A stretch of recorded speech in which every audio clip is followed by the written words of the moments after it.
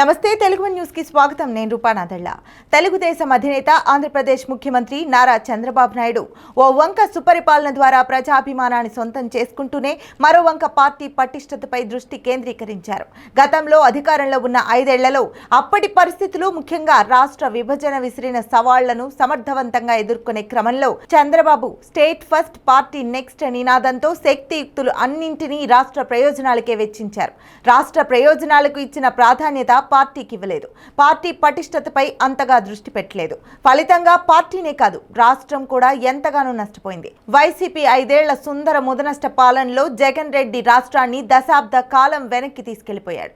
గతంలోనే ఈ వాస్తవాన్ని గుర్తించిన చంద్రబాబు నాయుడు మరోమారు అలాంటి అనర్థం జరగకుండా ఉండేందుకు ఇప్పటికే చాలా వరకు పట్టాలపైకి తెచ్చిన పరిపాలనపై ప్రత్యేక దృష్టిని కేంద్రీకరిస్తూనే పార్టీ పటిష్టతపై కూడా ప్రత్యేక దృష్టిని కేంద్రీకరించాలని నిర్ణయించారు. అవును, కింది స్థాయి నుంచి పార్టీని సంస్థాగతంగా బలోపేతం చేయడంపై చంద్రబాబు దృష్టిని కేంద్రీకరించారు.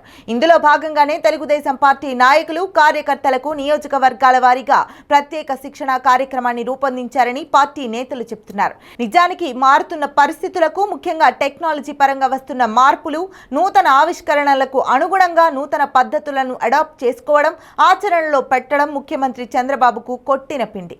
అంతేకాదు ఒక్క రాజకీయ పరిపాలనా రంగాల్లోనే కాదు ఏ రంగంలో అయినా టెక్నాలజీ సమర్థవంతంగా వినియోగించుకోవడం అభివృద్ధికి మూల మంత్రంగా చంద్రబాబు నాయుడు గట్టిగా విశ్వసిస్తారు. అదే విషయాన్ని ఆయన పలు సందర్భాల్లో అనేక వేదికల మీద ప్రస్తావించారు. ఆదివారం హైదరాబాద్లో జరిగిన తెలుగు వన్ రజతోత్సవ వేడుకల్లో ముఖ్య అతిథిగా పాల్గొని చేసిన ప్రసంగంలోనూ చంద్రబాబు ఇదే అంశాన్ని ప్రముఖంగా ప్రస్తావించారు. టెక్నాలజీ రంగంలో వచ్చిన మార్పులను ఎప్పటికప్పుడు అడాప్ట్ చేసుకుంటూ 25 ఏళ్ల విజయ ప్రస్థానం సాగించిన తెలుగు వన్ చైర్మన్ కంఠమనేని రవిశంకర్ను అభినందించారు. అలాగే ఇటీవల కాలంలో అన్ని రంగాలకు ఆయువు పట్టుగా మారిన సోషల్ మీడియా సమర్థ వినియోగంపైన చంద్రబాబు నాయుడు దృష్టి పెట్టారని పార్టీ వర్గాలు తెలిపాయి. అందుకే నియోజకవర్గాల వారీగా నిర్వహించే శిక్షణ కార్యక్రమంలో నియోజకవర్గ పరిధిలో సంస్థాగత విషయాలు, రాజకీయ అంశాలతో పాటుగా సోషల్ మీడియా సద్వినియోగం విషయంలోనూ కార్యకర్తలకు శిక్షణ ఇవ్వడం జరుగుతుందని పార్టీ నేతలు తెలిపారు. ఈ శిక్షణ కార్యక్రమం ద్వారా కార్యకర్తలు, నాయకులకు రాజకీయ అవగాహన, రాజకీయ వ్యూహాల పట్ల అవగాహన కల్పించడంతో పాటుగా స్వర్ణాంధ్ర విజన్ 2047 ఇనిషియేటివ్స్ ముఖ్య ఉద్దేశాలపై అవగాహన కల్పిస్తామని నేతలు చెప్పారు. అదేవిధంగా బూత్ స్థాయి నుంచి రాష్ట్ర స్థాయి వరకు ప్రతి కార్యకర్త, ప్రతి నాయకుడు పార్టీ కార్యకలాపాల్లో చురుగ్గా పాల్గొనేలా చేయడం జరుగుతుందని తెలిపారు.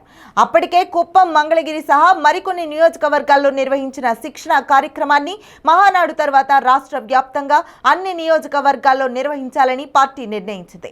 ముందుగా గత ఎన్నికల్లో ఓడిపోయిన విశాఖపట్నం నార్త్, చింతలపూడి, తెనాలి, పెనుగొండ, కనిగిరి నియోజకవర్గాల్లో పైలట్ ప్రాజెక్టుగా శిక్షణ కార్యక్రమాలు నిర్వహించి ఈ 5 నియోజకవర్గాల్లో శిక్షణ కార్యక్రమం పూర్తయిన తర్వాత మంచి చెడులను సమీక్షించుకొని రాష్ట్ర వ్యాప్తంగా శిక్షణ కార్యక్రమాలను నిర్వహించాలని నిర్ణయించినట్లు పార్టీ వర్గాలు తెలిపాయి.